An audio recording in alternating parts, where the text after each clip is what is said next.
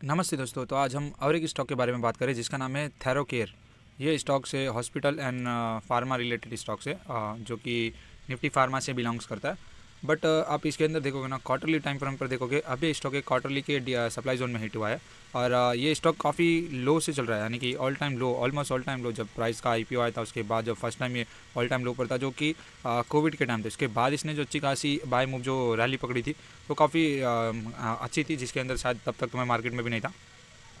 अब मैं आपको बताता हूँ कि इसके अंदर आगे क्या हो सकता है, कहाँ तक का इसका टारगेट हो सकता है, किस लेवल तक इसके अंदर होल्ड करना चाहिए, कौन से बेस्ट लेवल है जहाँ पर आप इसको इन फ्यूचर पोर्टफोलियो में ऐड कर सकते हो, कहाँ पर क्या हो सकता है, इसके बारे में मैं इस वीडियो में बताऊँगा। ये है क्वार्टरली का टाइम फ्रेम। अभी ये स्टॉक एक क्वार्टरली के सप्लाई जोन को ऑलमोस्ट डीप कर चुका है। ये क्वार्टरली का सप्लाई जोन की क्लोजिंग तो इतनी अच्छी नहीं थी, क्योंकि ये ऑल टाइम सबसे नियरेस्ट सप्लाई जोन था और प्राइस आती है ऑल टाइम लो से। डैट्स वाई यहाँ से आप देखोगे तो खास कैंडल तो बनी नहीं है, ना ही कोई बड़ी बनी है ना कुछ, क्योंकि ये रोक सकता है क्वार्टरली का टाइम फ्रेम में, तो प्राइस को साइडवेज कर सकता है। ये तो देखने से ही पता चल रहा है। हाँ, अब हम जाते हैं इसको मंथली पर। अब आप मंथली पर चेक करोगे तो इसके अंदर सारी चीज़ें देखोगे एक दूसरे से टेस्टेड है। ये जो मंथली का सप्लाई जोन है ये यहाँ से प्लेड आउट हो चुका है।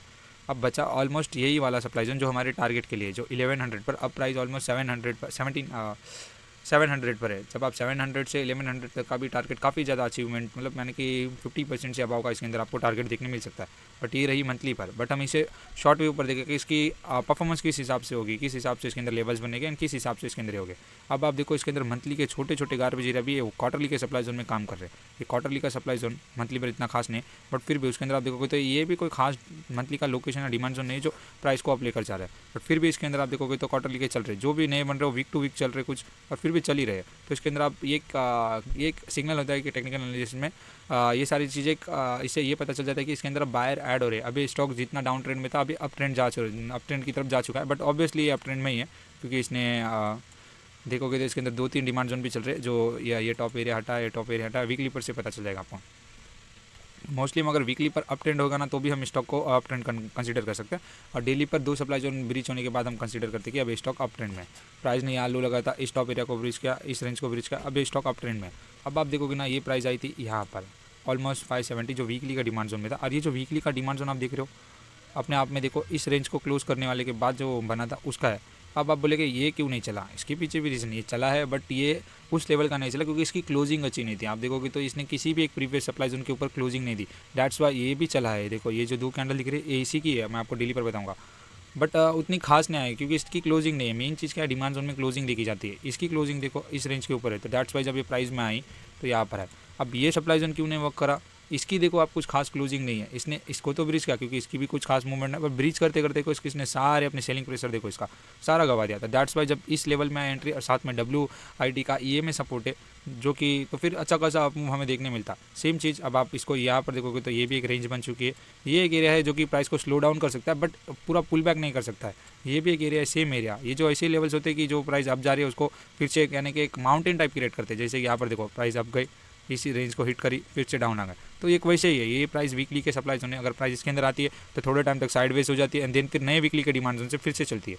तो ये होते हैं। तो इन लेवल्स में उतना कॉन्फिडेंट नहीं कि इसके अंदर प्रॉफिट बुक किया जाए। खासकर से स्टॉक को मैं लॉन्ग टर्म के लिए बता रहा हूँ। ये है लॉन्ग टर्म के लिए। आप देखोगे तो कुछ सप्लाई जोन कोई खास नहीं है, बट फिर भी एक जो आपको अगर इन फ्यूचर टारगेट की बात करी जाए तो ये भी टेस्टेड, ये भी टेस्टेड है। ये एक है जो 1880 तक, 1180 तक का, तो काफ़ी हद तक ये काफ़ी 500 पॉइंट्स अबाव तक का है, जिसके अंदर आप देखोगे तो टारगेट 700 के स्टॉक्स के अंदर 500 प्रॉफिट अब बोलना तो भी 50% के भी अबाव का है, 70-80%। चलिए तो मैं इसको परसेंट में चेक कर लेता हूँ। सॉरी गाइस,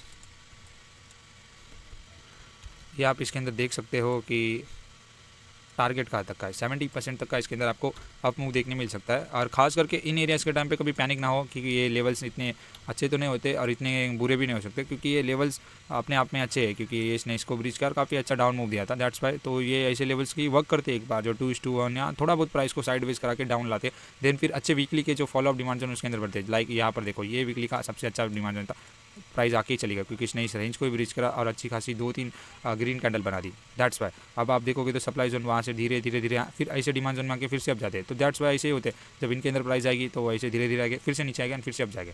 अब हम इसको डेली पर देखते हैं। जैसा कि मैंने बताया था ना गाइस, ये वीकली का जो डिमांड जोन जिसे आप बोल रहे थे कि ये क्यों ब्रीच हुआ, आप इसको डेली पर देखो तो इसके अंदर कोई डिमांड जोन बना ही नहीं है, वो एक बात है। बट फिर भी इसने अपना काम किया, थोड़ा टाइम तक प्राइस को होल्ड रखा, इवन अब भी लेकर जाने की कोशिश, उसके बाद गिर गया। बट यहाँ पर जो सप्लाई जोन बनना वो डेली पर देखो पूरी गारपेज जैसी रैली, और ये जो है ना ये गैप के साथ इसने दिया है। ये जो डिमांड जोन है ना गैप के साथ है, आप चेक कर लो इसको। खासकर इसमें अंदर एंट्री मेरी तो ऐसी हुई थी ऑलमोस्ट, क्योंकि हम गैप को भी कंसिडर कर सकते हैं, 5 बेस कैंडल वाला था।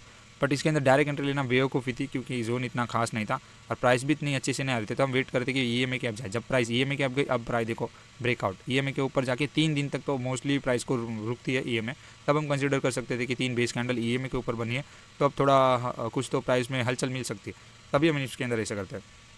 अभी फ़िलहाल इसके अंदर एंट्री लेने वाले एरिया से ये नहीं है। जो भी नए डिमांड जोन बने आप उसके अंदर एंट्री लो, उसके जो कैंडल्स के हिसाब से एसएल लो। इसके अंदर अभी तो कुछ खास नहीं है, बट आप इसके अंदर वेट करो कि नया डिमांड जोन बने। बट ये स्टॉक आपको लॉन्ग टर्म के लिए अच्छा हो सकता है, क्योंकि इसके अंदर जो भी टारगेट है आप चेक कर सकते हो, ये सारी रेंज है।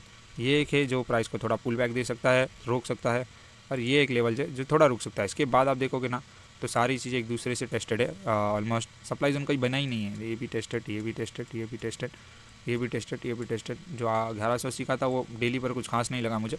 ऑलमोस्ट ऑल टाइम हाई के लिए इसके अंदर आप जा सकते हो, और लॉन्ग टर्म के लिए सबसे बेस्ट। और जब प्राइस ऑल टाइम हाई से आए तो 2 डेली के डिमांड जोन टूट जाए तो आप उसके अंदर ट्रेल लेके ऐसे ले लो, बाकी कुछ नहीं। बट इस वाले स्टॉक में आप ट्रेल कर सकते हो, क्योंकि ऐसा हर वीकली का डिमांड जोन के ऊपर आप इसके अंदर ट्रेल कर सकते हो। हर वीकली का डिमांड जोन, अगर कोई वीकली का डिमांड जोन टूट गया अच्छा वाला क्वालिटी का, तो आप उसके अंदर एग्जिट ले लीजिए, बाकी कुछ नहीं। बट एंट्री के लिए देखिए कि कोई फॉलोअप नया डिमांड जोन बनाता है उसके अंदर ले। अभी तो फिलहाल के लिए 650 के अराउंड है, लग रहा है मुझे कि 650 से इसको ऐड करा जा सकता है। CMP पर तो ऐड ना करें, वही एक सलाह होती है, क्योंकि जब CMP से अगर प्राइस जोन में आती है तो आप तभी पैनिक होकर जोन में भेज देते हो और फिर प्राइस चलने लग जाती।